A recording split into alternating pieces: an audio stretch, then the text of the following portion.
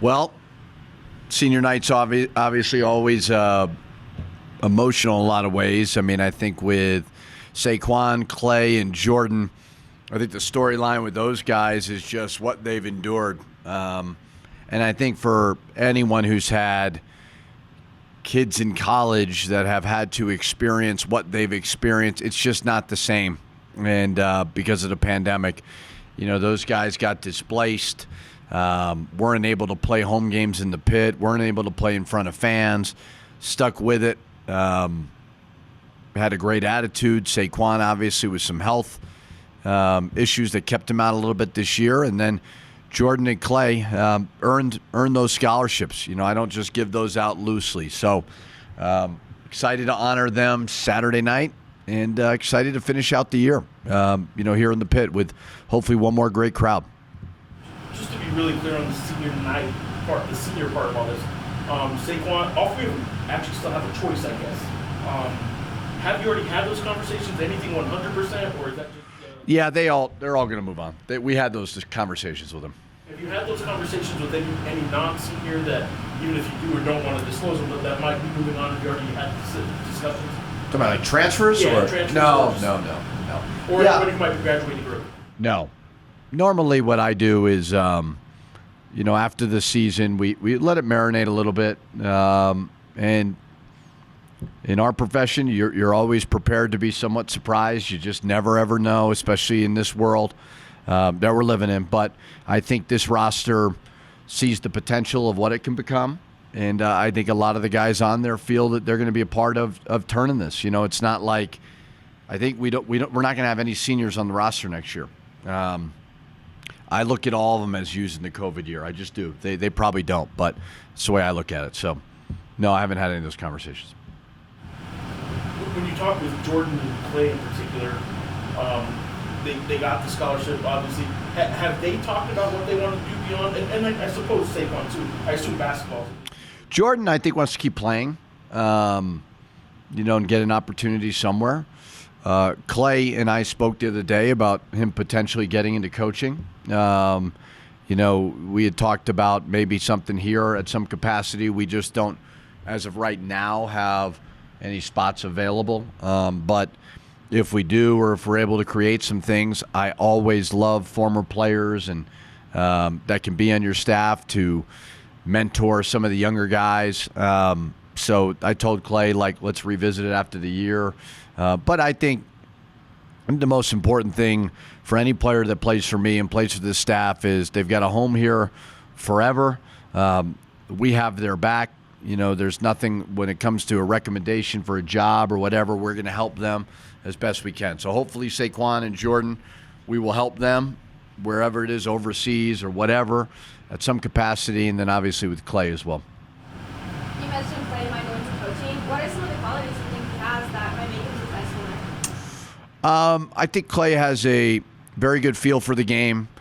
Clay understands the value of work ethic. He works very, very hard. He's detail-oriented. He understood his role greatly on this team.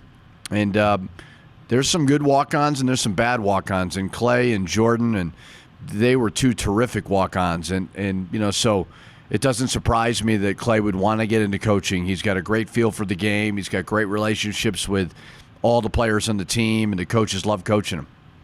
Coach, how do you take that second half against Fresno and apply it? How do I what? Take it? How do you take it and apply it to what you're facing Saturday night? Does it carry over at all?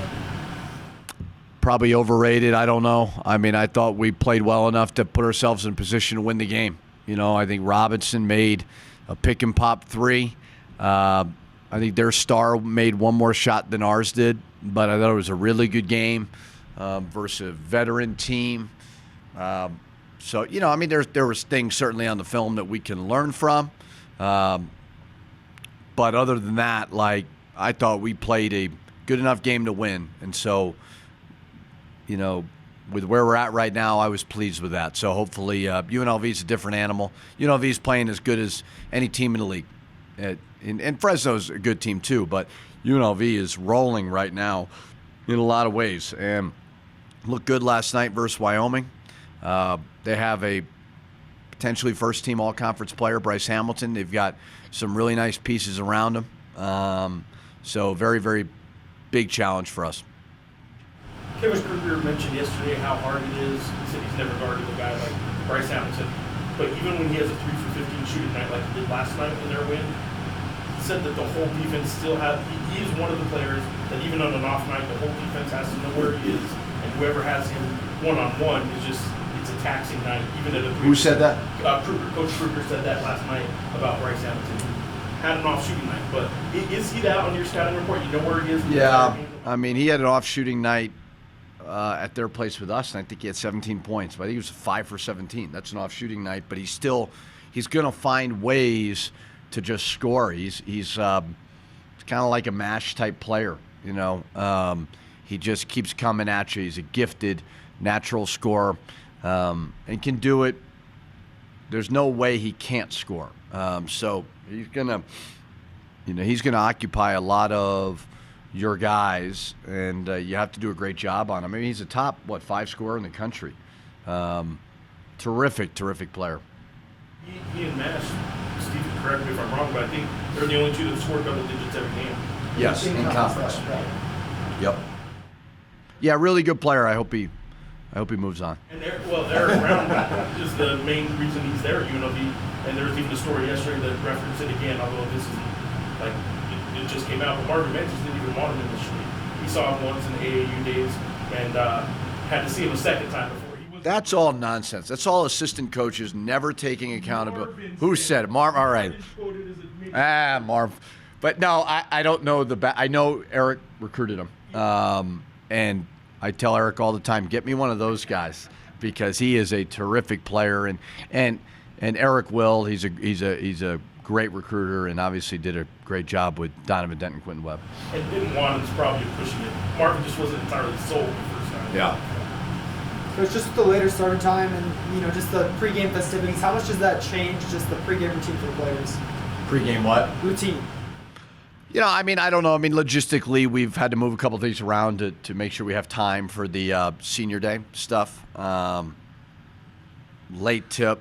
I haven't been able to sleep thinking about that 9 p.m. tip. I hate that, but, it is what it is. To be able to play on TV is great. So, no, I don't. I think we overthink it a little bit. These guys are going to go out there and compete. Hopefully we have a great crowd. It's been I've heard over and over and over again that the pit isn't what it's been. And it's been pretty good. And I think that as the world resumes, as our team gets better, it's going to be a packed house every night again. I really believe that. So excited for one more night to continue to build off of what we've done this year. And then just with Jordan and Clay, obviously they don't get to see too many minutes, but just given that it's senior night, how much, if at all, do you try to get them involved? Trying to win the game. And I'm going to do everything in my power as a coach to go win the game. So Clay and Jordan understand, and Jordan's obviously played a little bit because of our depth issues at the front court, but, they understand the value they bring to the team. I'll start Saquon. But other than that, I'm going to coach to go win the game. Looking at the film from Fresno, did you see a little bit of improvement from what you're trying to bring to the table as a defensive team? Couple of layups, couple of uncontested threes, but for the most part, I thought your guys were positioned pretty well throughout the game. Yeah, I think we're getting better in that for sure, because that has. I think that there's a lot of reasons why we're not as good defensively as where we want to be. I think 8 new players, no shot blocking really at the rim besides Jay, and sometimes Jay's playing the 4, so he's away from the basket. Not great length on the perimeter with playing Mash and House together. And then KJ, there's times where they're closing out and they're just smaller than the shooter, over them. But I was pleased with the effort. I think a lot of it was rebounding. Second half, we got a lot of loose balls. We got a lot of rebounds. Jay did a good job of tipping some. Javante had, 9 rebounds. And when you're able to play Sebastian on the other big, good things happen. So hopefully we can continue to develop his offensive game so that, not that he's a liability, but he's not quite a threat offensively right now. When he becomes a threat to go along with his improving defense and his rebounding, now you're talking. So, yes, the trending in the right direction for sure. Coach, this season, the way it's gone, Sebastian seeing a lot of minutes. How much does that kind of move him forward more than maybe you would anticipate? Yeah, I mean, again, I brought him in here when you have to replace almost all your roster, and you're not allowed to go recruiting. You know, we had our first 3 months here, we weren't allowed to go recruiting, and we had to replace about 90% of our roster. So we tried to take 2 junior college kids. We tried to take 4 Division I transfers, and then we wanted to take 2 young players, maybe redshirt them, depending on how they were in person. You know, we're watching all these guys on film. We can't even go. So we brought Barima and Sebastian here with, okay, these are down-the-road guys. But there's nothing like game experience to help them.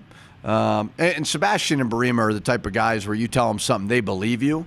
But sometimes these young guys don't believe you, and they don't see it. And Sebastian knows what his deficiencies are, knows where he's gotten better.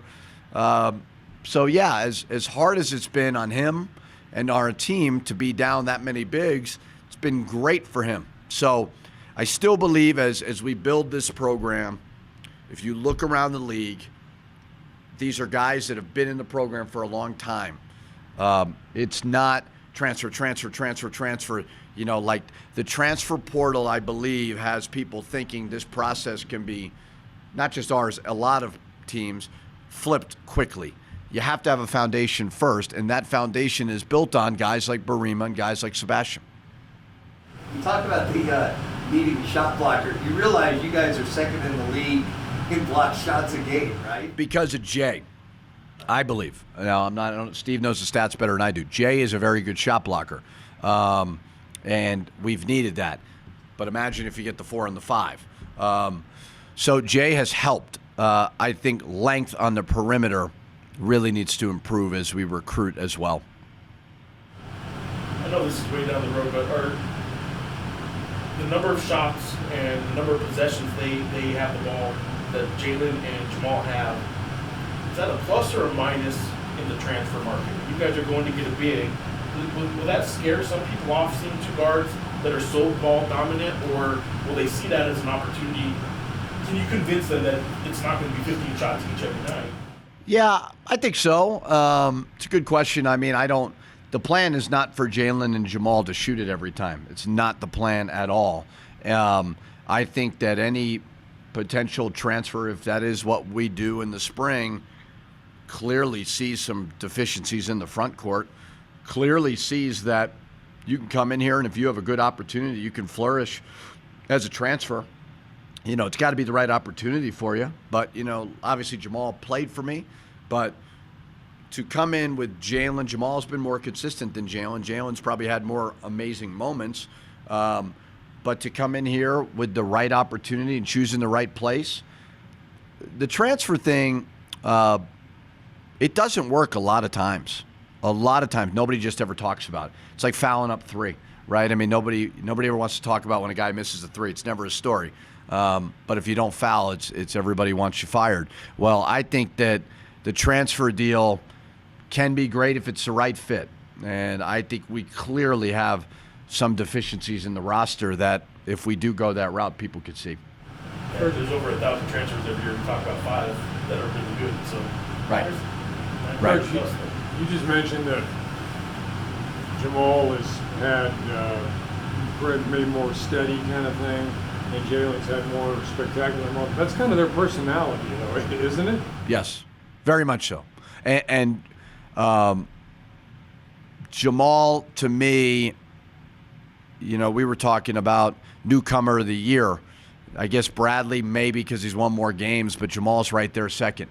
Jalen, it's just more of a habits thing with him, and it's not like he has horrible habits, but it's just Mash is more of an exception. I mean, he is so dialed in to every little thing that he does, where Jalen's a young college kid who loves to have fun. So the focus part of it for him for Jalen is huge because there are times on the court where he just needs to learn, like, we don't need you to make a steal. We don't need you to make the spectacular play. Now, we'd be a long ways away from where we're trying to go without Jalen too. So he understands it. I mean, his role has been elevated in a different way than it was at Arizona State.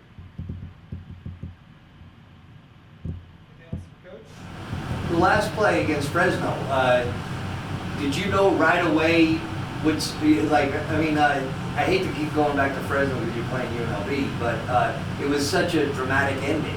So, with regard to that play, you were able to come up with an open shot. Yeah, I did my job. Jamal didn't do his. So, anyway, I mean, it was remarkable how well it worked. I mean, it really was. And you hope that's the case every time. That, they called the timeout and saw what you guys were doing. So take us through that last. Yeah, I've run it a couple times. I ran it at Minnesota for Amir Coffey, who's playing in the NBA with the Clippers. He missed it, but it was like 2 seconds on the clock. I think it was 3 seconds on the clock. I was worried. I thought Fresno was going to try to foul. I actually thought Jamal got fouled on the shot the play before. Close, could have gone either way. But I thought they were going to try to foul him. There's enough time there. So we just talked about the way he was playing, and we're going to pitch it right back to you, Jamal. And I thought it was in. I really did. And I debated, like, do you go with KJ because KJ is maybe a little bit better three-point shooter? Jamal was in the zone. And I have full confidence that he will make it again. So it's like or if he shot it, he'll make it. It's like I said, Orlando Robinson, it's a tie game. They run a pick and pop for a 7-footer. Nice luxury to have. And he knocks it down. We had a good look, too. We didn't do it. It was a good game. But even the way Sebastian executed everything he was supposed to do, and Jamal, getting himself so open, that's an example of even something that small a time frame where execution made all the difference in the world. Yeah, and sometimes you can execute brilliantly and not win, and then you could you see games all the time where a fluke three or something. I mean, so it's just you as a coach and a coaching staff are just you're trying to put yourself in a position to get these guys a shot or put them in a position to succeed. But at the end of the day, like, players are what's going to get it done. Not to say Mash didn't get it done. I mean, he had 27 points.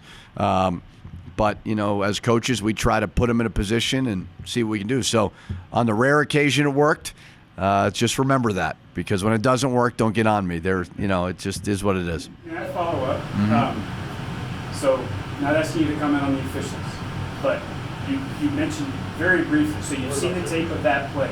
Did it look like it was a shooting foul? I thought it was a shooting foul, but I could see maybe why it wasn't.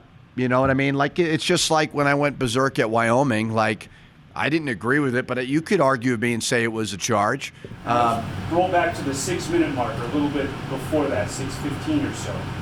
Nash drives baseline late against the shot clock, throws one up. They blow the whistle. Two things that I saw on the tape after watching, and I want to ask you what you saw. Two things.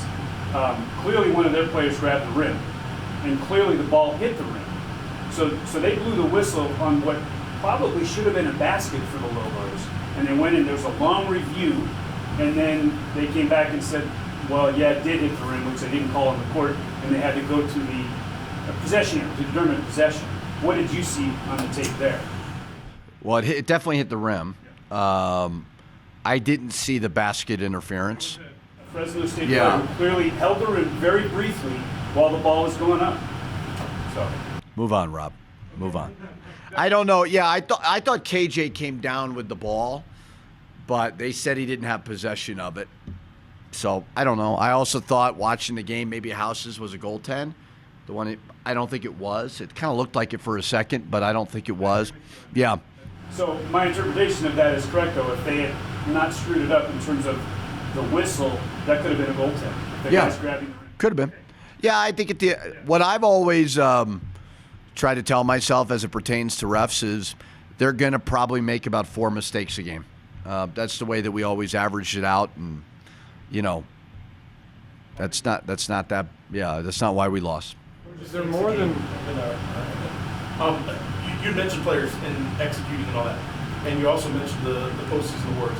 I don't need you to run down the whole thing, but I'm curious your thoughts on kind of this postseason award ballot. That you guys Really hard. Yeah, no, we've been talking a lot about it just because boredom. Yeah, I mean, I think Roddy's your player of the year. The one that I think everybody's like, who won Boise? They won the league. Who would it be? I'd probably say Shaver, just because Acot's been hurt. He would make the most sense to me, and I'm always a big believer at if you win, there should be somebody on there. But I think Roddy, there's a recency bias with Wyoming. He's not playing great right now, but Maldonado and Ike, have had phenomenal years. Bryce Hamilton probably has to go on there. You're looking at Orlando Robinson, who's probably the best pro prospect of anyone in the league. He may not be a first-team all-conference player. There's guys like Grant Sherfield who are terrific players. So, Justin Bean, right? Obviously another really good player. Matt Bradley, I'd say he has to be first-team all-conference. You know what I mean? He has to be. So, to me, Roddy's your player of the year. Bradley, Maldonado, Ike, and then Bryce Hamilton. That would be my first team. But it is pretty tough because the guys on second team, it's not always this way. There might be 3 or 4 clear cut. This year there's 7 that are really good first team candidates. Yeah, and I don't know, what do they do, 3 teams? Yeah. At the end of the day, none of it really matters, but it is fun to talk about. But I think that's when you got 4 teams that are most likely going to make the NCAA tournament. Wyoming's probably got to do a little work. San Diego State's got to do a little work. Well, then you have – I always look at the NIT as an indicator of – because the NIT, previous NIT champ here, but I always look at it as you're close to the NCAA tournament.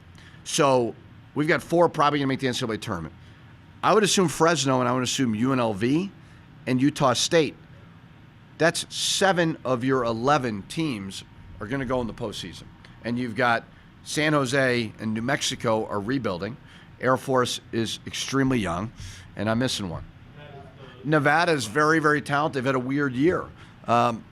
Terrific conference. So I hope all conference players graduate and leave and move on. I hope all these coaches that are doing well get new jobs, and they have to rebuild. Coach, somewhere on those 3 teams, Mashburn is going to be. What's that say about... Well, I have no idea if he's gonna. I hope MASH is. MASH deserves to be rewarded because MASH is a foundational piece of what it is we're trying to do as a program.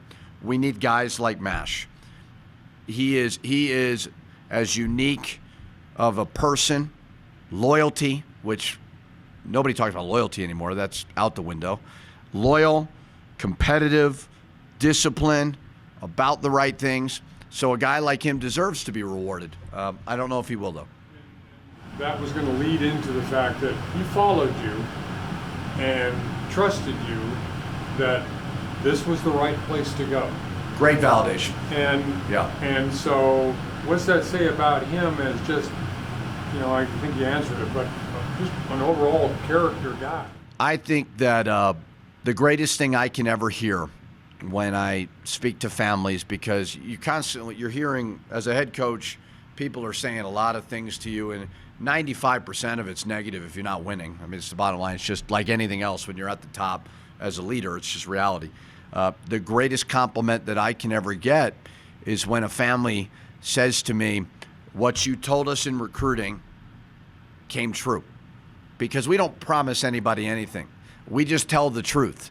And, whether it's with MASH, that loyalty, like I said, is not common at all. Jamal is going to be very, very successful after he's done playing basketball because of the way that he's been raised. He's got values that are important. But when a kid like Jamal, like when I got the job here, I took it and I'm like, all right, I know there's a great fan base. I know the Pit's awesome. I know Mountain West is a good league. I don't know much more than that. Well, when Jamal's like, I'm coming with you, coach, I legitimately said to him, not yet. Let me get a feel for it first. I don't want to bring you down here if it's not the right fit. And I think it's been great for him. I look at him as like a freshman. He obviously would get mad at me if I said that. but I think he's going to be, at some point, a first-team all-conference player. I really believe that, and I'm grateful that I'm coaching him. And what's it say to you when a father who's on national TV says, this was the right place for my son to go? Who are you talking about, Eddie House?